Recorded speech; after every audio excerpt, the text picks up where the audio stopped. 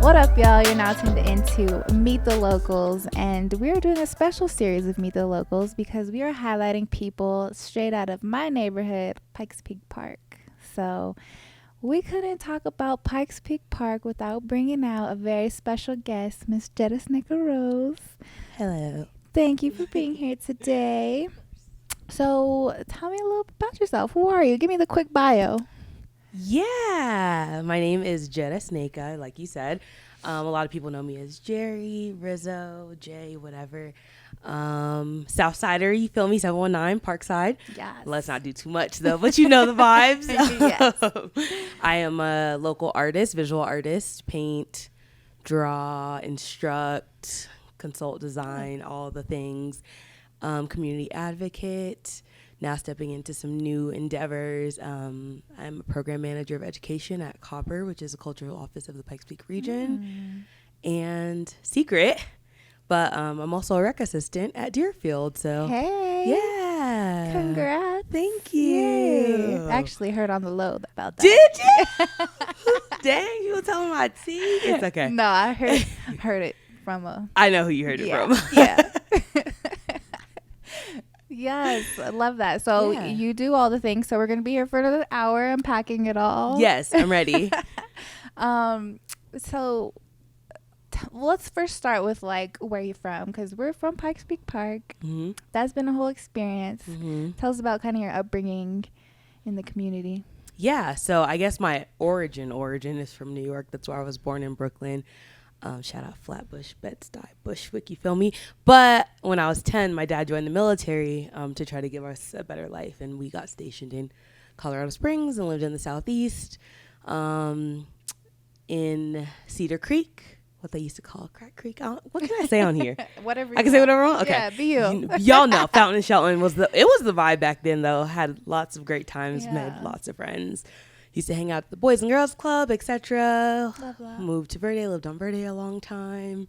Moved around, but always been a Southeast kid. Yeah. Went to Pikes Peak Elementary when I moved here in 3rd grade. Then I went to Carmel, Panorama, and then Harrison. Nice. You feel me? Yeah. So yeah, just a lot of Southside things. I mean, I've lived other places. I moved around to Chicago, Houston, LA, just trying to find myself as an artist, as a person, as a young woman in America. Love that. And then, we always end up back here. It's home. Yeah. So The home. Yeah. The roots. yeah. Love for that. Sure. What have you noticed are some of the challenges for our community? Ooh. Okay. I think the overall stigma that like the Southeast is like the hood, ratchet people, it's ghetto, is so crazy to me, because it's like, if you have ever lived anywhere outside of Colorado Springs or Colorado, like this is not that. But I think that really does play a deterrent on like how people think about themselves, what we always hear, what we always see on the news, when you go to other neighborhoods or when you're playing sports and we're in different towns, they're like, oh, those are the ghetto kids, da, da, da, da. Like that really does play a toll on you. It makes you feel very small. So when you're constantly surrounded by that, I think that's like the biggest thing to overcome. But once you figure out like you're vibrant and you're connected and you have light and you're intelligent and you have all these things to offer, once you really start to step into that, the sky's the limit. I think that's really the biggest hurdle, though, just realizing that you are worthy and you have lots of value, regardless of if you work at a call center or if you're the mayor. You know, like you're worth something. You're worth a lot, and you can do really cool things once you see that for yourself. Yes. Yeah. Yes.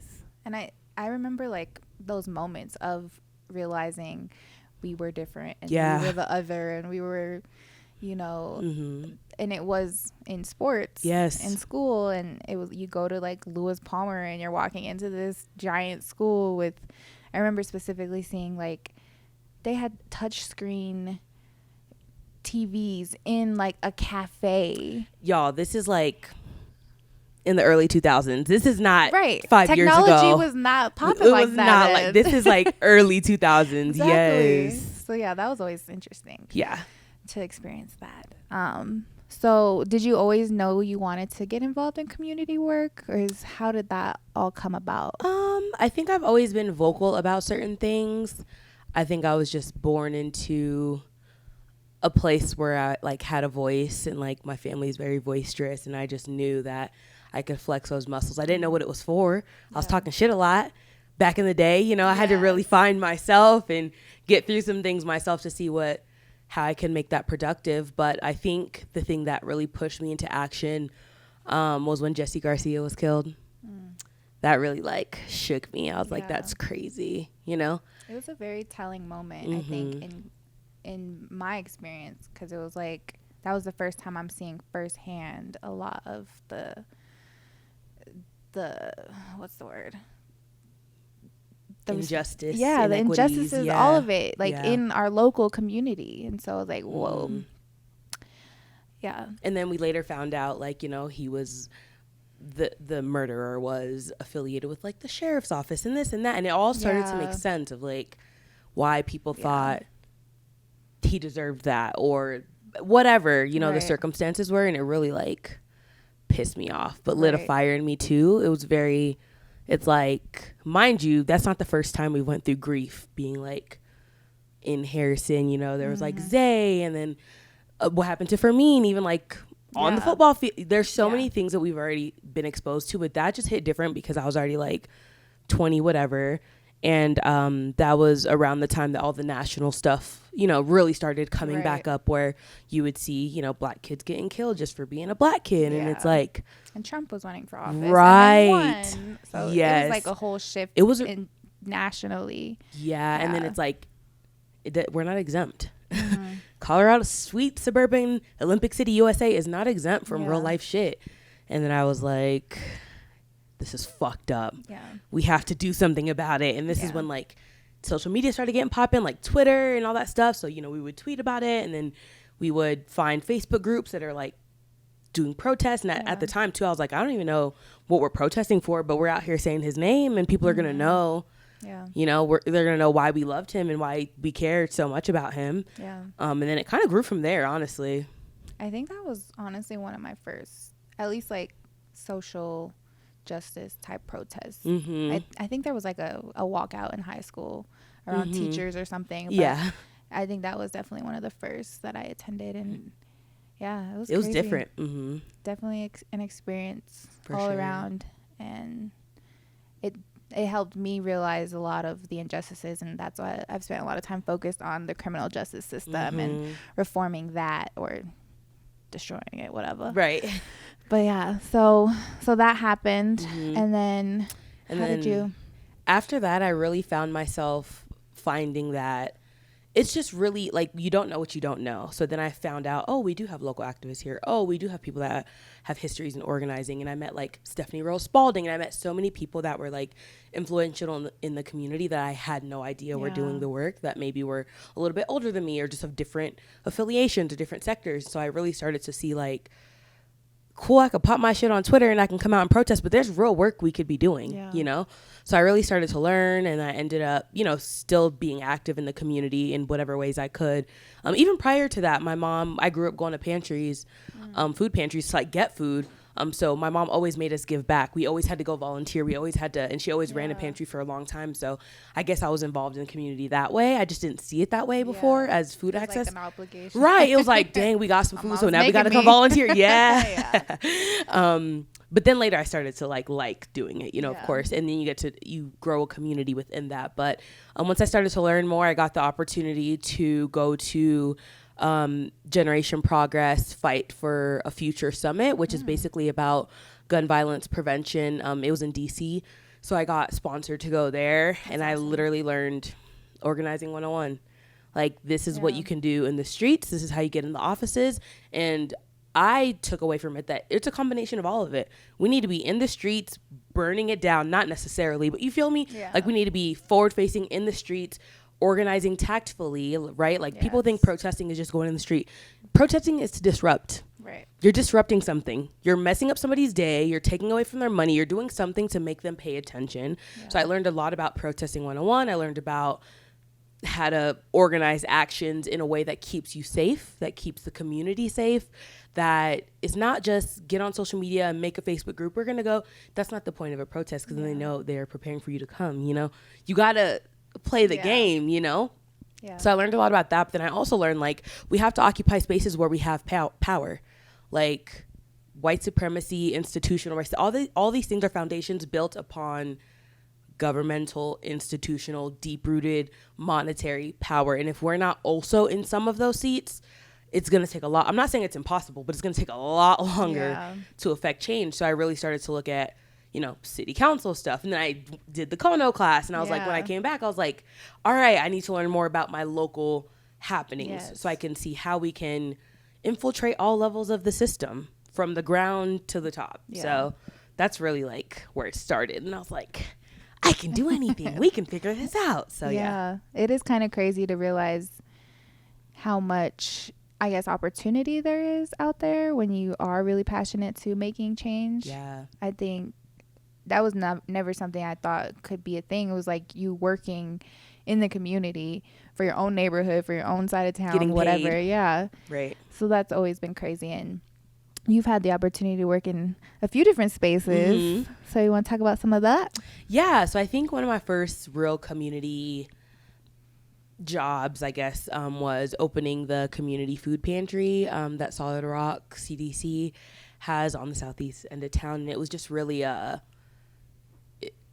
it was in the middle of the pandemic where I knew there were a lot of people in our community that were sick, that were hungry, that were defeated, that were without jobs, that just really needed a chance to do something. So I really took a lot of pride in making sure that like we could reach people. And, being bilingual, I felt a sense of accomplishment knowing that like I could reach people that maybe don't traditionally get access to resources as often as, primarily English speaking people. Mm-hmm. So and it was really low barrier. You didn't have to show any ID. You don't have to do that. You did have to fill out some paperwork so we could report it back to our, food donors. Yeah. But aside from that, I was just like, we got to get it. And I'm on socials. I'm out in people's faces. We're handing out flyers. I'm like, hey, do you need free fruit? We literally would walk around Mission Trace in the hair store. Y'all need some food? We got, there's a food pantry over here. We don't have a sign yet, but we're over here. We would go to the daycare, people picking up their kids. You need some food, it's free, there's no gimmick, and slowly people started realizing like, wow, this is a resource for us to have. And there was a pantry down the street, Agape, but they closed for a while. So at one time that was the only food pantry in the area. So it was just like it was very hard work. It was very hard work, but it was very fulfilling. And then from there, I moved on to Trust for Public Lands Fellowship, Core Fellow, which is community outreach with resident experts. And very long story short, it's just basically a role that allows somebody that's a champion of community and that's already involved in the community or community expert to leverage their lived experiences with a nationally funded resource, pretty much. So TPL came to the table with money to transform a space in our neighborhood, specifically the southeast here, and then in Montbello, 2 areas that were known to be underserved and that were getting assistance from Transforming Safety. So it was a lot of overlap there. And I just jumped in really trying to make sure that the community felt heard, that they were involved in every part of the process that it could be. If anybody knows about Panorama Park prior to the renovation, it was a little bit lit, a little bit of violence, a little bit of, it was the the highest number of police calls in the city for years. So I just knew, even doing work with like the stakeholder meetings, that we had to try to address that problem and bridge the gap prior to the park reopening, because it's not fair that a kid I work with says, I don't go to Panorama Park anymore because I was walking with a hoodie and the police came and tried to arrest me. Like, you're 15 years old. You're allowed to walk with a hoodie anywhere you want to walk. Right. That doesn't mean that you're a bad person because you're a kid walking in a park, a city neighborhood park with a hoodie on, So I just knew that there were going to be relations between the city and the community that really needed to try to be addressed. I'm not saying we fixed any problems, but just starting a conversation about it, multiple conversations, really turned the tide. And I really felt like my work with the Trust for Public Land, now that my 2-year fellowship is like over, and within the community, really just helped launch a new platform for deep community connection within the city government. Because now Parks and Rec is looking at Panorama Park as a study to see how they can continue this intentional process for every city park and for every park renovation as much as they can. And I think that alone is a win. So yes, yeah. Agreed. Yeah, you put a lot of blood, sweat, and tears into that whole project. Yeah. And you were involved in a lot of layers of that project. So let's talk about the tile art project. Yeah. So before I even got the fellowship, I showed up to one of the Panorama Park master plan meetings in like, I don't know, before the pandemic, just as a community member that, you know, we have people come and they're like, come to this meeting. We're going to help you. We're going to give you money. We're going to fix your community. And I'm always like, are you? Yeah. What you think you want us to have and what we need are not the same thing, you know? So I was like, let me just show up as a concerned community member. And it was Emily Patterson from TPL, and it just happened to be cool. She listened and she went back and came back with the feedback that we gave, implemented in the master plan time and time again. And she would listen and she would make the changes and she would advocate for us on every level with every partner. And I was like, this is real. This is dope. So they found out I was an artist. So I got hired to do some youth art in the skate park area first. And then after that, they saw how I worked with the kids and with community. And they were like, you're pretty cool. So the tile art project came along. Shout out to Jordan and Jenny. Jordan used to work for the Pikes Peak Library District. Now she works for the city. And then Jenny, they designed, with the help of community, this beautiful design. And it was with 7,200 tiles, 2 inch by 2 inch individual tiles, which makes a 5 foot tall and 20 foot long mural, 2 of them. So times 2. Yeah. So I was hired to really be the community engagement expert to figure out how we were going to get all the tiles decorated by community members in the window, which was a year and a half at the time before the park opened.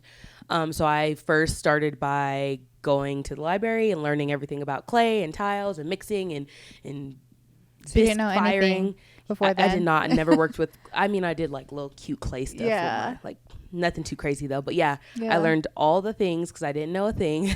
And then really came up with an intentional plan. Mind you, we're mid-pandemic. So when it started, it was like library sessions, only allowed 6 people. Yeah. Literally the capacity for the room was only 6 people plus me, and that was already a stretch. They were like, you're the 7th, and I was like, no, I'm the 6th because, you know, it's 6 attendees. So 6 people all had to be masked. We had to disinfect before and after every single session, and we did back-to-back sessions all day for a few weeks. And I was like, this is cool, but it's not gonna work. We got like 200 done. Yeah, it's not gonna work. Go. Right, this is way too much. So the pivot, I was like, there's events going on, you know, people are getting a little bit more comfortable, and outdoors. The one thing I'm very grateful about Colorado is we have a lot of outdoor spaces easily accessible to us. I mean, just literally going outside, like a park, grass, your lawn. So everybody was hype about being outside during the pandemic as long as you were socially distanced. Yeah. So they were still throwing events. So I was like, let's just show up outside. Let's just go outside and meet people where they are. And we're going to go to every festival. We were at Juneteenth. We were at the Sesquicentennial. We were literally like, everywhere. Went to the schools, went to Silver Key, went to literally everywhere you can think of. And we're like, decorate these tiles, be a part of history, decorate these tiles. And I think people understood at the time, but they didn't really get it. But now they get it. Yeah, they see it now. Now they see it. And they still don't know where their tile is. And they still don't know where their tile is. And they always, where's my, I can't help you. Like, did you take a picture? No. I told them. I know. At the end of every session, I'm like, take a picture because you're going to forget. I sure did. I know. I had to go dig those photos up. Did you find it though? I did. Okay, see. I think I'm missing a couple still. Oh, no. I have to find those pictures. Okay. Whoa. Yeah, but so you did that for weeks and weeks and weeks. And a year. 7,000 tiles later. Yeah, it was like a year and a few weeks total of sessions because we did it from like that spring to the next spring on and off. So like hit the holiday fairs, hit everything you could think of. We were there. Wow. Mm-hmm. Yeah.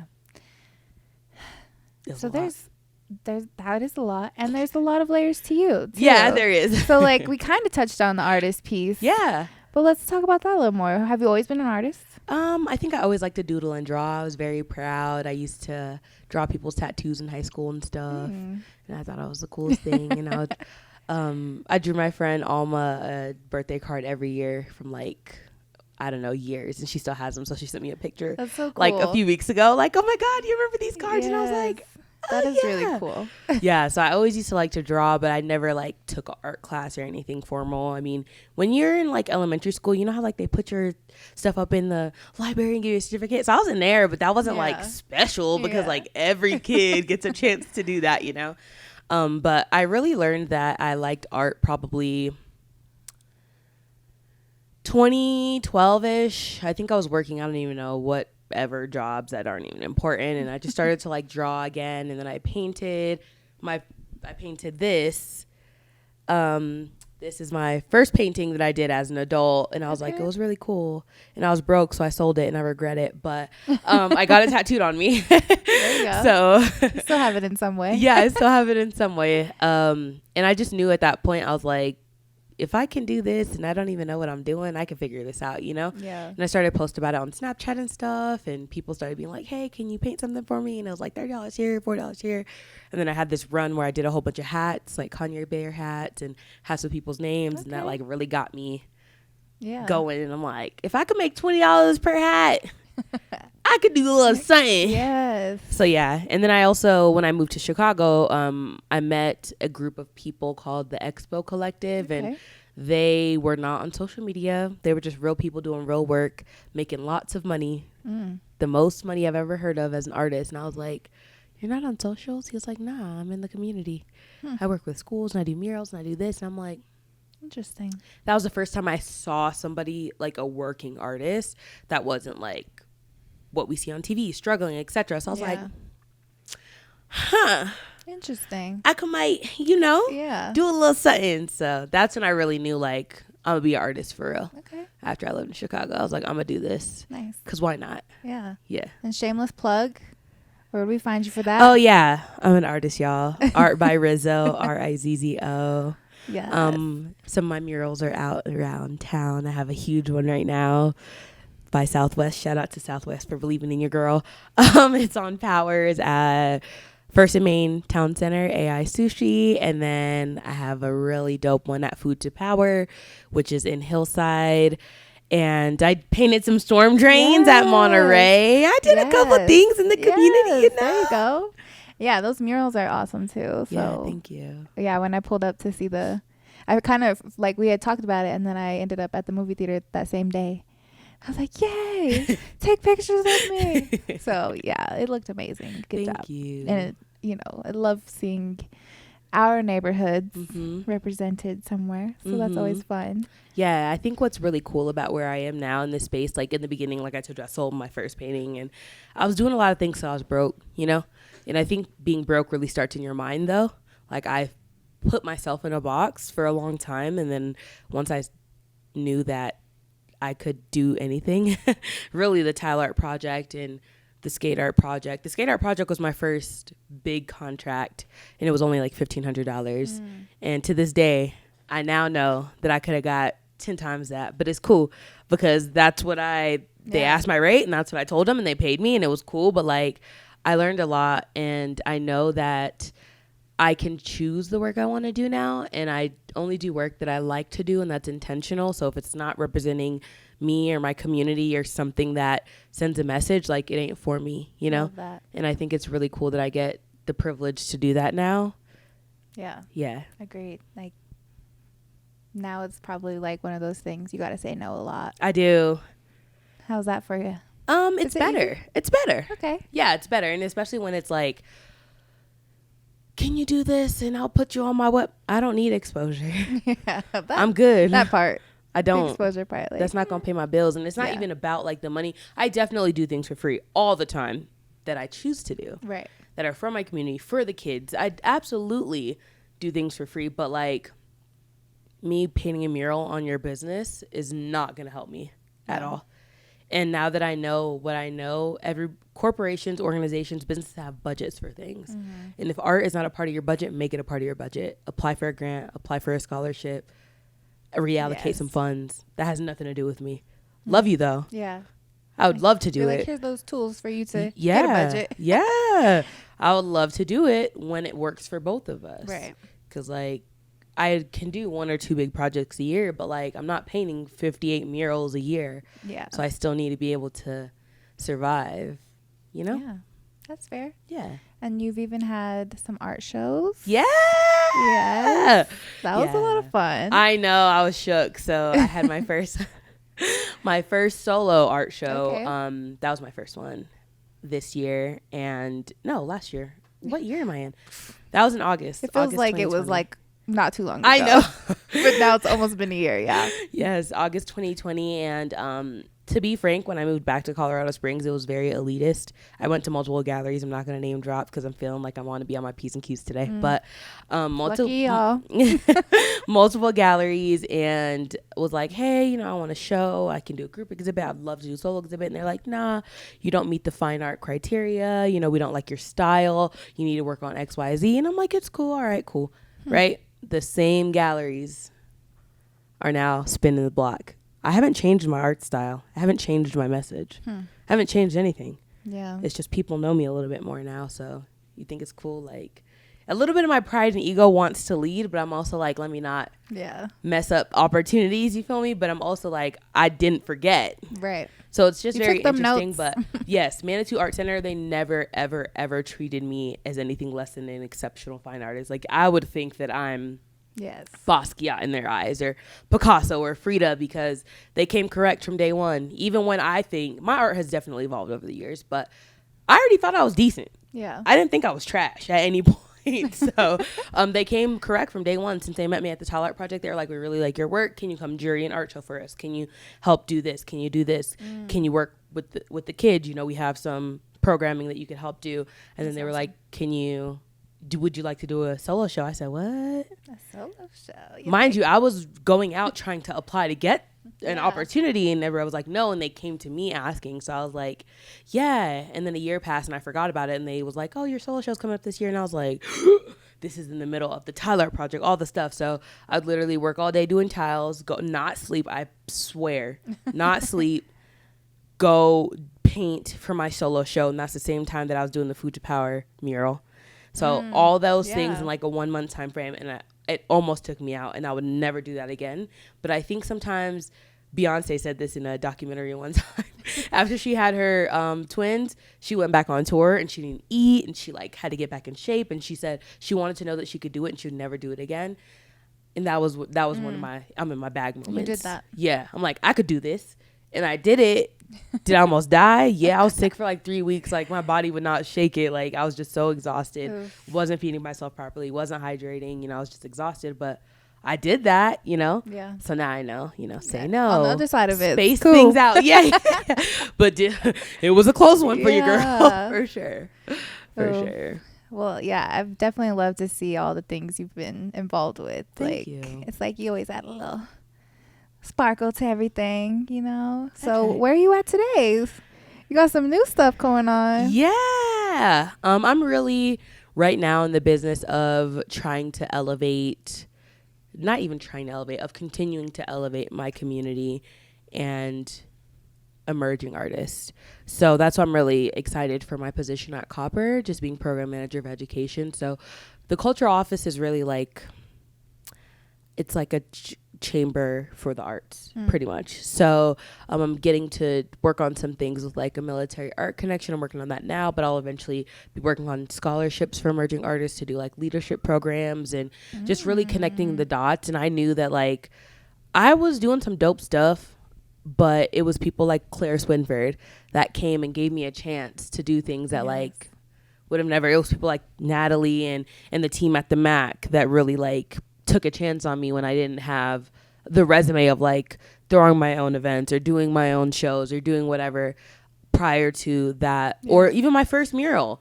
Like, Food to Power is like one of my first big mural. That's the biggest mural I've ever painted, and it was in like 3 days. Wow. And I hired a whole bunch of people, but like I knew I could do it. Yeah. And they knew I could do it, but that's kind of crazy for me to do that on like my first big job, So had a whole team and everything. Right. But people took chances on me. And I think that that's unfortunately due to a lot. We could blame it on a lot of different things, but this is the world we live in.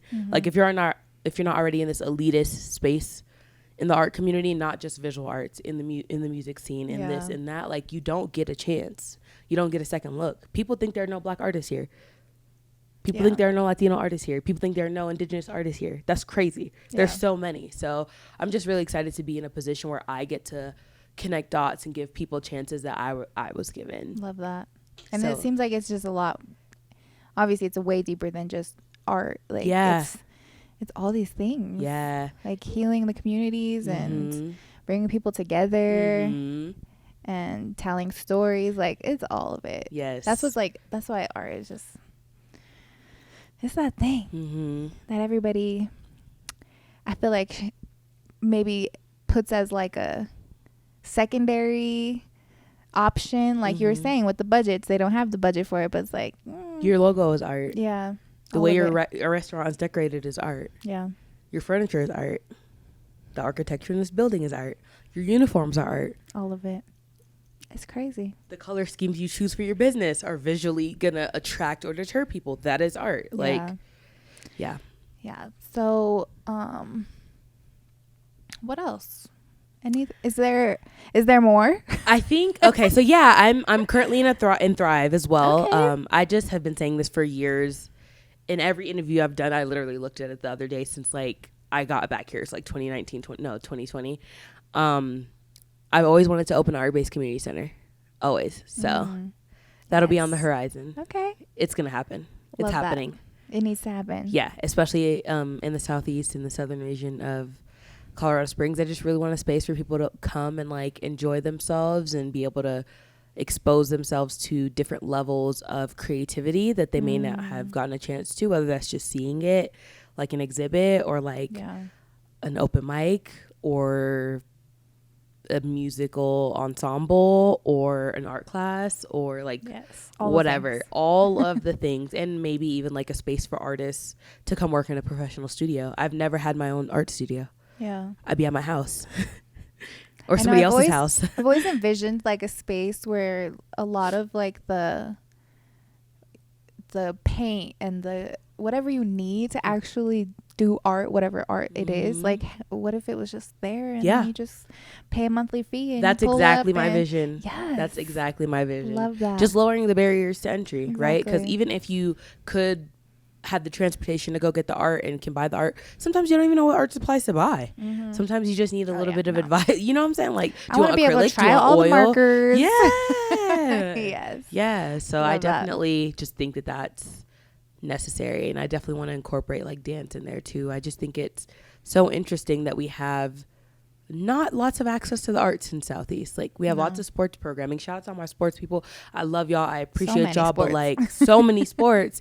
But it's like if I want to take my kid to do ballet lessons, where do I go? Yeah. If they want to learn to play violin or the sax, aside from school, like do they even teach violin in school? I don't know. I just think that there's so many opportunities to like learn guitar, whatever, that people just deserve access to, you know? Agreed. Yeah. That's beautiful. That's on the horizon too. Yes. Okay. So do you have any final words for our listeners today? Just do you, man. I think the biggest thing I've learned is like the more I try to resist who I am and change and conform, the worse things went for me. Like I'm 1,000% myself. And every opportunity I've gotten, people are like so thankful for how boisterous I am and my energy, and like there's nothing wrong with you. It's society, as how we are as a child.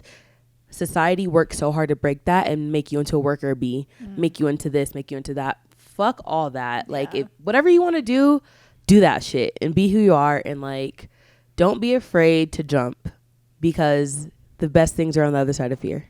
The best things. Love that. Yeah. I think Will Smith said that, but shout out to Will. Hey. Well, thank you so much for being here. I mean, like we could probably spend a whole other hour. We could talk all unpacking different things, because I just know there's a lot you've worked on, and so many. You're such an asset to our community. Thank you. So are you, Jules? Hey. Let me reverse interview you. This ain't about me. Let me reverse interview you. Another time. Yeah. Next week. For sure. Stay tuned.